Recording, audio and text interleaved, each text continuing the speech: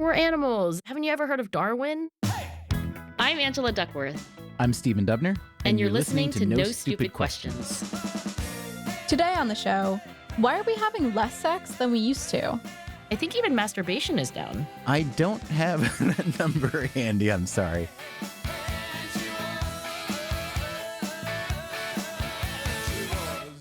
So, Angela, this is the third episode of our 7 Deadly Sins series. We're approaching the so-called sins in the order we chose, not the way the Catholic Church listed them. We started with sloth, then we solved gluttony, and now it's time for everyone's favorite of the 7 deadly sins, which is lust. It is a favorite. I've read in a variety of sources that in the US, but many, many other countries as well, people are just having less sex, period, full stop. And I'm curious why you think that is, based on your knowledge of the psychological research, based on this project you are working on now, this new book about self-control. And I'm especially curious whether you think the decline in sex may be due to the easier availability of substitutes for sex, including pornography, or whether maybe something totally different is going on. I have been thinking about this for a little while because I was thinking about things that changed during the pandemic that might still be with us, with social distancing and quarantining. But it turns out, I think most of the research was done actually before the pandemic. So you don't need to have a pandemic to stop having sex. Thinking about one paper by Jean Twenge called Declines in Sexual Frequency Among American Adults, 1989 to 2014, clearly before the pandemic. If this is a secular trend, as it's called, a trend that extends for an entire population over years, it might actually say something more general about the way we live today. In the paper that I just mentioned, the conclusion is that the decline was not linked to longer working hours or increased pornography use. But I do wonder about porn as a substitute good for sex, and even just for intimacy, like a romantic relationship with another human being. So much to discuss and unpack here. So much to undress here, so to speak. I'm reading from the Twenge study after they write that it does not appear that if you measure inputs of pornography or longer work hours, that those are what's driving the lower sexual frequency. They do say possible reasons that may account for the decrease are the increase in entertainment options like social media and video streaming and the increase in depression. I've also read elsewhere that pharmaceuticals that are meant to treat depression, anxiety, et cetera, may decrease sex drive. I do know that when you're in a depressed state, there's this feature, anhedonia, the inability to experience pleasure from food or from music or for the sorts of things that you used to take pleasure in. So that, to me, would be probably at least part of the story. You're depressed or you're anxious. You don't feel like having intercourse. These authors have a good point that when I think what's crowding out actual sex, I think porn, but just being on Facebook for hours or watching old episodes of Friends, that also could crowd it out because it's just occupying your time and also maybe feeding your desire for social connection. So anyway, it's not just porn that could be crowding out sex. I do remember reading years ago about a paper, and I think the paper was disputed to some degree, but the paper argued that the increase in the availability of pornography did help reduce sexual assault crimes. Oh, interesting, because it was a substitute good? Yeah, that's an argument. And then, economists do like to talk about substitute goods generally. They love talking about substitute goods.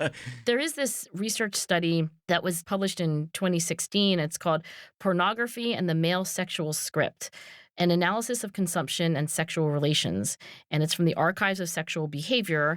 And what these authors suggest is that actually what pornography gives you is a script for what sex is supposed to be.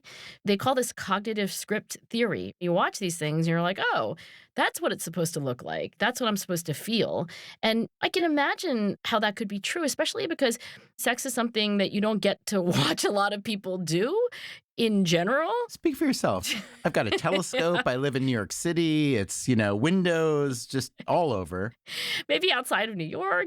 Anyway, what they go on to say, these authors, and I'll quote them directly, cognitive script theory argues the more a user watches a particular media script, the more embedded those codes of behavior become in their worldview, and the more likely they are to use those scripts to act upon real-life experiences.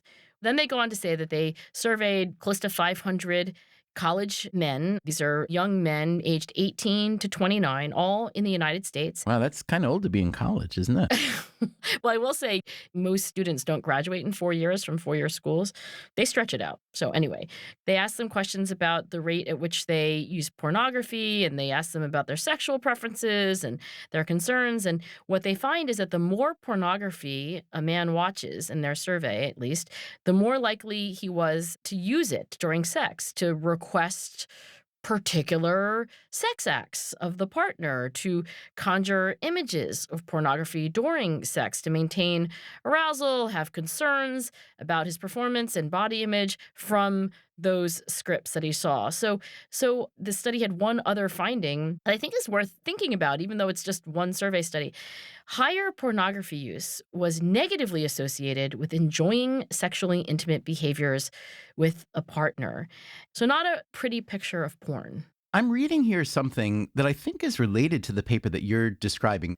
Debbie Herbenick, the principal investigator of the National Survey of Sexual Health and Behavior, says that increases in rough sex may be contributing to declines in overall sex. The thinking being that for sexually active people under 30, there's been an increase in consensual choking and strangling during sex, which I gather, although it doesn't say it right here, is derived from the consumption of pornography. That's the behavior that's modeled, and which may frighten some people and cause them to opt out. In other words, the model of sex portrayed in some pornography is a model of sex that people see and say, oh, I'd rather have zero sex. Not for me. So there was another example having nothing to do with pornography or sex that showed that violence declined during the periods where violent movies were debuting. The idea being that either the people who might be shooting other people are actually watching the violent movie at the times that are too busy to go shoot people, or it could be that it does serve as a substitute. Do you happen to know whether in the long term, violent movies, violent video games increases or decreases violence in a society? I have read a lot of research on this topic, going back to the invention of TV, because if you think about it, TV came along not too long before a really, really big crime spike in the US. I did not know that. What decade are we in? I have no idea when TV was invented. The year that pops into my mind is 1948, but it was more gradual than that. It appeared in some places and in some doses, but then it started getting more and more popular. And certainly by the 50s, it was almost universally popular in the United States. And then the crime spike really began to happen in the 1960s. And there were many, many, many potential inputs to that rise in crime. But one theory was that television presented a set of behaviors that might encourage crime. And then there were others that argued exactly the opposite. But in terms of your overarching question, I think it is yet to be answered satisfactorily. That is interesting. I mean, I do want to say this as a psychologist. Human beings are always learning vicariously more than any other animal. We learn by watching what other people do. So which way does the causal arrow go? How big is the causal arrow? I don't know, but it is true that we internalize and we compare all the time when we watch other people. If you just think about the last 100 years, just in the United States, the way that sexual norms have changed is really remarkable. Between 2009 and 2018, the proportion of adolescents reporting no sexual activity, either alone or with partners, rose from 28.8% to 44.2% among young men, and from 49.5% to 74% among young women. That's a massive decline in recent years. That, however, is an exact opposite of what happened 50, 60, 70 years earlier. We wrote about this a little bit in Super Freakonomics. We were writing about prostitution, actually, as a sort of industry that we studied from the economic and social perspectives. If you look back to the middle of the 20th century, it turns out that among men who were born between 1933 and 1942, at least 20% of them, the first time they had sexual intercourse, it was with a prostitute. So 1 out of 5 men born in that period, their first sexual intercourse was with a prostitute. The argument being that there wasn't as much sex available from non-prostitutes as there would be later. Now, if you think about the same man 20 years later, born in, let's say, the 50s or 60s, the shift in sexual mores created a big change in what you might call a supply of unpaid sex, consensual sex that may have happened before marriage or outside of marriage. And in that generation, only 5% of men lost their virginity to a prostitute. And it's not that people were having less sex. In fact, let's see, more than 70% of the men in his generation had sex before they married, compared to just 33% in the earlier generation. But then in the last couple decades, we see this big drop. I do wonder if it could be that more and more people in the last 30 years have come to think that what used to be called casual sex, just sex for the sake of sex and having fun, I wonder if just more and more people, men and women, have come to think that that's not a good idea. That may be true, but I believe the statistics also show that sex within married couples Is up. No, it's down, I think. The data suggests that married couples are having less sex than they used to. Everybody's having less sex, but the share of people having sex within marriage is higher relative to the share of people having sex outside of marriage than it used to be. Totally agree. But I'm just saying, like, think of your married friends. Statistically, on average, they're having less sex than married people did X number of years ago, which to me was surprising. And I think even masturbation is down. I don't have that number handy. I'm sorry. Let me get the telescope back out this evening and I'll let you know. Yeah, no, I'm not an expert on this, but you just mentioned that article by Debbie Hebernick. And one of the findings, this is a survey of teenagers, was that adolescents are reporting less. I think the technical term is solo masturbation. There might be other kinds. So that may be among adolescents. I'm looking at something here that says from 1992 to 2014, the share of American men who reported masturbating in a given week doubled to 54%, and the share of women more than tripled, but from a low base to 26%. It could be teens versus adults. Who knows? But we do know that these trends in who's having sex, how much sex are they having, et cetera, things are shifting, right? I have to say, when I grew up, and even when I was in college, I was a bio major. Bio majors have so much sex, I understand. Oh, on the contrary, Stephen. I mean, it's homework, really. Think pre-med. Does that help? Yeah, not very exciting lives being lived. But I remember thinking intuitively that there are so many hardwired things about an animal, including a person. So the kind of trends that we're talking about, and frankly, the plurality of gender identities and so forth, I think the lesson it's taught me is that, wow, there is a lot more plasticity. There's a lot more shaping from culture, society, and norms, the way we think about things, than I would have expected. Like, I don't know that I would have believed these trends about sex going down and, people going on social media instead of having intercourse with each other. I was like, oh, are you kidding? We're animals. Haven't you ever heard of Darwin? But people change, or society changes. I want to go back to the piece of society changing that I talked about before, what's sometimes called the sexual revolution, or the embrace among many people, at least, of what was called casual sex. I think it may be that more and more people would decide that it's not a good idea because sex is such an intense and intimate experience that it shouldn't be reduced to what you might call a casual interaction. It's just more meaningful than that, whether it's inside or outside of a relationship. And it's almost as if the sexual revolution for both men and women decoupled sex from love, and that the past decade or two, we may have seen more of a conscious recoupling, if you will. Oh. Just a theory. I have no idea if that's true. I also wonder if we look at the baseline numbers of the decline in sexual activity, when sex in a bad form is in the news so much for so long, with the Catholic Church scandal, with so many instances of sexual abuse and harassment, including the Me Too movement, but well before that. I wonder if, to some degree, it's given sex a bad name, made it seem as if it's usually nasty or unnatural, an activity that's, almost inherently based in conflict or inequity. And if that's the case, personally, I think that's a shame.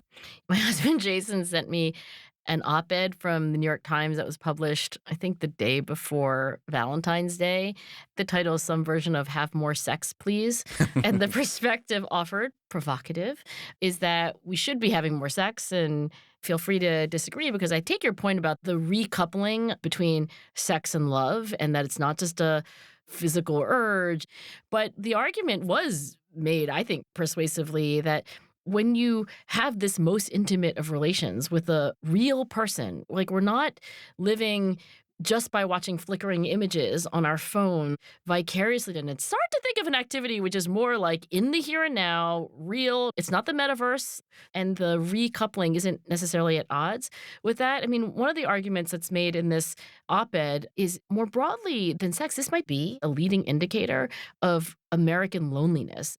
We're more and more staring at our phones, swiping, scrolling, but we're more and more isolated from each other. So you can think of sexual relations as being like the extreme, as being like really not completely by yourself. I did find that compelling. I do worry about people like being in their apartments, having their food delivered, being on their phone, watching other people have adventures or dramas, and being increasingly disconnected. It's like a version of the bowling alone theory from the sociologist Robert Putnam. Sexing alone. The Bowling Alone book was about how bowling leagues were going down and solo bowling was going up. That was written how many years ago? At least 15 or 20? I think there's an interesting parallel you bring up here. First of all, I don't think many people actually go bowling alone. I think they choose to not bowl. Yes, that's true. I love the title, but it's a great title. I see very few people bowling alone. I think they just do activities other than bowling. But his argument is that social trust is the glue that keeps a society healthy, and that by doing more and more things on our own. I mean, another example I think of is back in the old days, like the early, middle 20th century, people from New York City, when they scraped up enough money to get out of the city for the summer, they would go to these cabin resorts or hotels in the Catskills. My mom was a waitress at one of those, by the way. Oh, no kidding. Yeah. And that was a very big community social thing. Now, people who have the means, they tend to go to their own little vacation home. And I think about that a lot, the way that we've chosen to diminish our circles. And I think there are some benefits to that. People like privacy. People like being with their closest loved ones and choosing who they have dinner with rather than sitting with 12 other people that you may not know. But Putnam was making the argument that we lose a lot culturally. We do. Still to come on No Stupid Questions, Stephen and Angela discuss the consequences of the decline in sex. From the very beginning, I remember having misgivings about lust being a sin.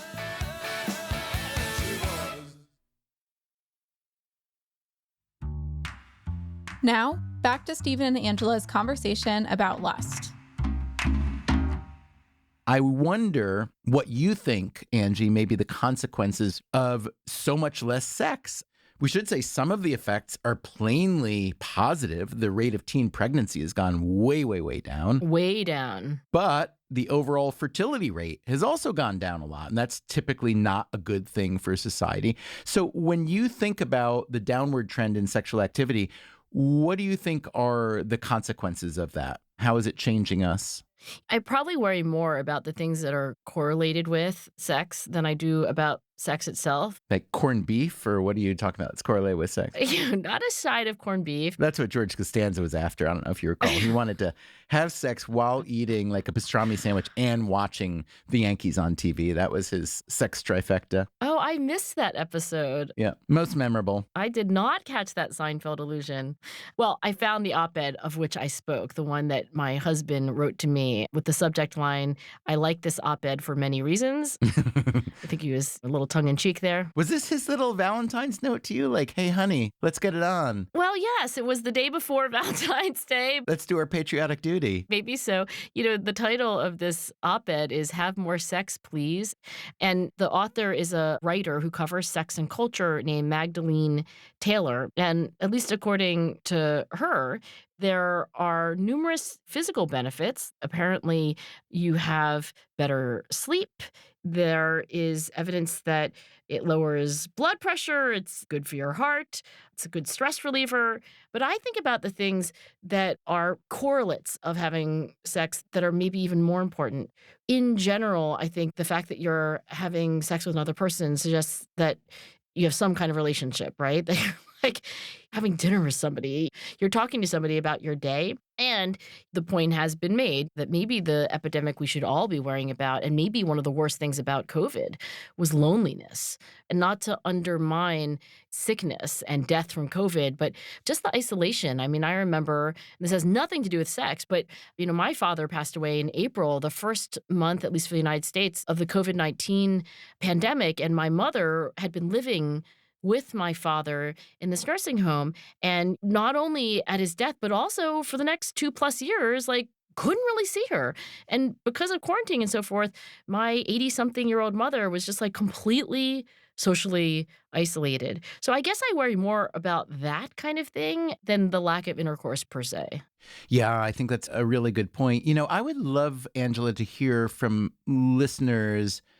Why do you think fewer people are having sex? We've put forth some research-based assumptions. I put forth a theory that's based in nothing other than thinking and opinion, but I'm really curious to know why our listeners think fewer people are having sex. So if you have something to contribute that we can maybe play on a later episode, send us a voice memo. Just use your smartphone to record in a nice quiet place.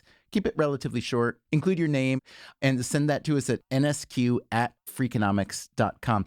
Angela, I'm thinking now that we have gotten to the end of our third installment of the 7 Deadly Sins series, on sloth, our first one, we asked whether basically one should be more industrious, and you said yes, and I said not so fast. So we're kind of split on that. On gluttony, we agreed. We were like, oh my gosh, ultra-processed food is horrible. And that we should find ways to consume less.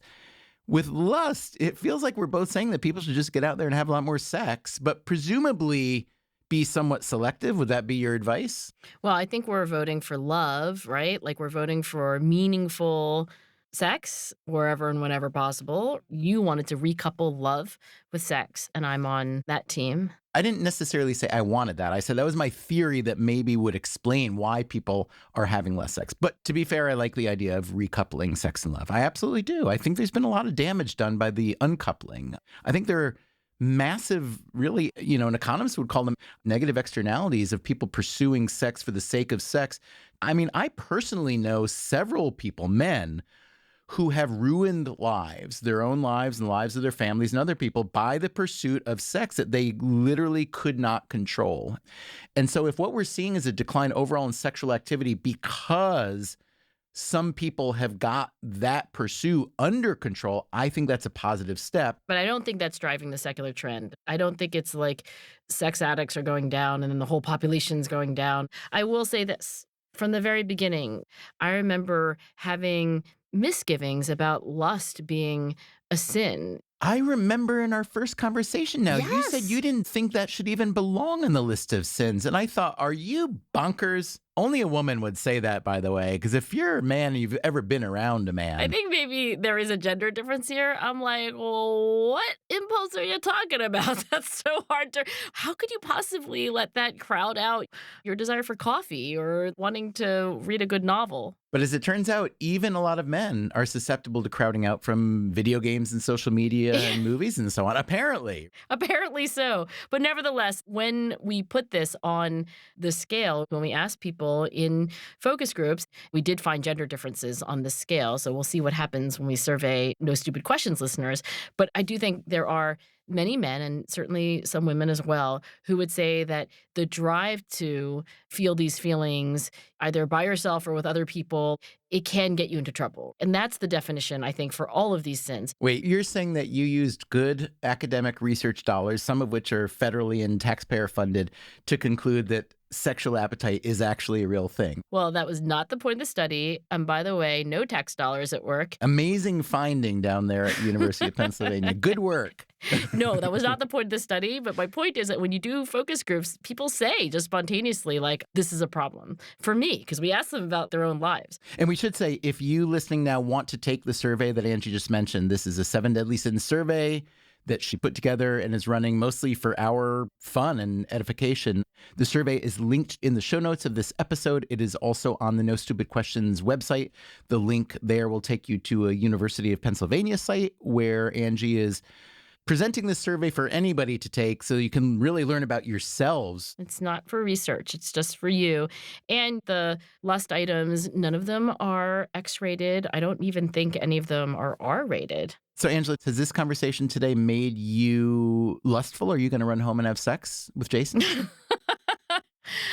I refuse to answer that question, Stephen. Really? On the grounds that it may agree with your sentiment? Yeah, exactly. I was like, am I taking the fifth? Happy late Valentine's Day, then.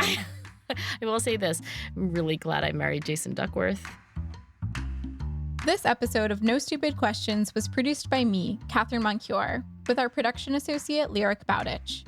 And now, here's a fact check of today's conversation.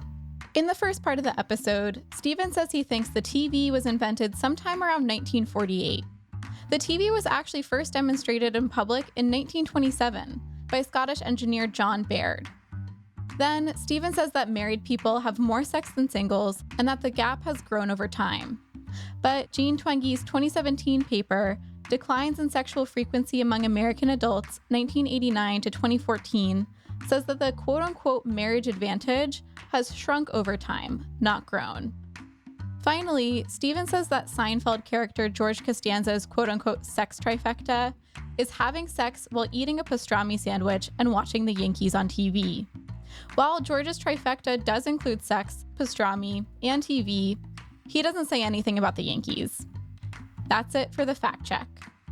Before we wrap today's show, let's hear some of your thoughts about last week's episode, in which Stephen and Angela tackled the sin of gluttony with a discussion of processed food. Hello, Stephen and Angela. This is Gideon from New York. One of the ways I have discovered to control excess is to apply some of the dietary principles of Ayurveda, the ancient Indian science of health and longevity. Ayurveda recognizes that we need all 6 tastes: sweet, sour, salty, bitter, astringent, and pungent to be represented in a meal in order for us to feel sated. I would suggest that if more Americans tried to incorporate all 6 tastes in a given meal, they would feel truly sated. After all, processed foods have mostly 1 or 2 tastes, typically sweet and salty. Hi, Angela and Stephen. My name is Mike Foley, and I live in Richmond, Virginia. And I love all things processed. There's some really good food out there, and would ask you to consider the tater tot. Yummy. Thanks for the show. That was, respectively, Gideon Etra and Mike Foley. Thanks so much to them and to everyone who sent us their thoughts. And remember, we'd still love to hear why you think people are having less sex these days. Send a voice memo to nsq@freakonomics.com. Let us know your name and whether you'd like to remain anonymous. You might hear your voice on the show. Coming up next week on No Stupid Questions, Stephen and Angela discuss the power of wrath. I was so mad that I ripped apart the turkey sandwich, covered in mayo and everything, and I just flung it into all corners of the room. That's next week on No Stupid Questions. No Stupid Questions is part of the Freakonomics Radio Network, which also includes Freakonomics Radio, People I Mostly Admire, and Freakonomics MD. All our shows are produced by Stitcher and Renbud Radio.